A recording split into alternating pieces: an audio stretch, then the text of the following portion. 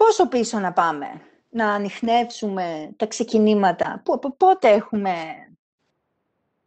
σημάδια και ενδείξεις ότι υπήρχε κάτι που θα μπορούσε να είναι γιόγκα. Πάρα πολύ παλιά. Έτσι. Περίπου το 2350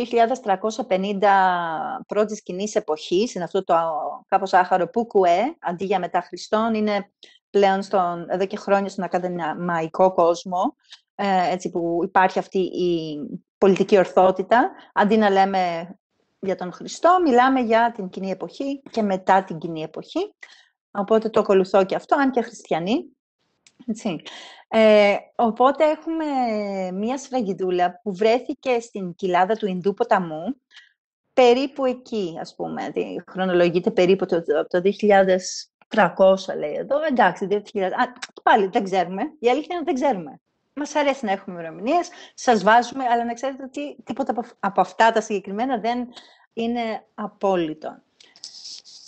Είναι μία σφραγίδα που βρέθηκε περίπου πολύ μικρή, έτσι, 7 ίντσες, ας πούμε, πόσο είναι, μικρούλα, που έχει και γράμματα πάνω, τα οποία δεν τα έχουμε αποκωδικοποιήσει, δεν έχουμε ιδέα τι γράφουν, που απεικονίζει κάποιον, ίσως μια θεότητα, που κάθεται σε αυτό που σε κάποιες παραδόσεις λέγεται Bhadrasana, σε κάποιες άλλες Mula Bandhasana, έτσι κάθεται πάνω στις φτέρνες του, δεν ξέρω κατά πόσο φαίνεται στον υπολογιστή σας.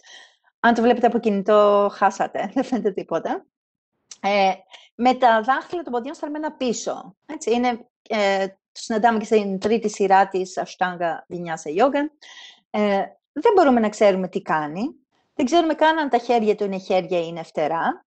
Για πάρα πολλά χρόνια, έτσι, διαδίδονταν και διδάσκονταν ότι αυτή είναι η πρώτη, και ακόμα και σήμερα, στο mainstream, λέγεται ότι αυτή είναι η απόδειξη ότι υπήρχε γιόγκα πριν από όλα αυτά τα χρόνια.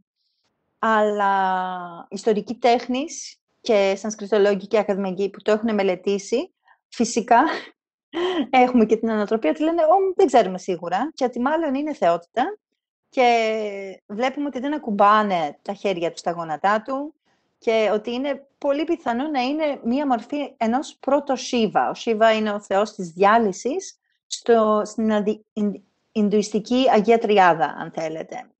Έχουμε τον δημιουργό, τον διατηρητή και αυτόν που τα διαλύει όλα, τα σαρώνει. Οπότε η αλήθεια είναι ότι δεν ξέρουμε.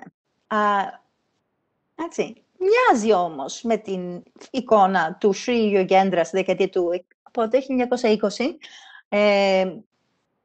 Μοιάζει, θα μπορούσε να είναι γιόγκι. Η αλήθεια είναι δεν ξέρουμε και το πολύ πιθανό δεν θα μάθουμε μάλλον.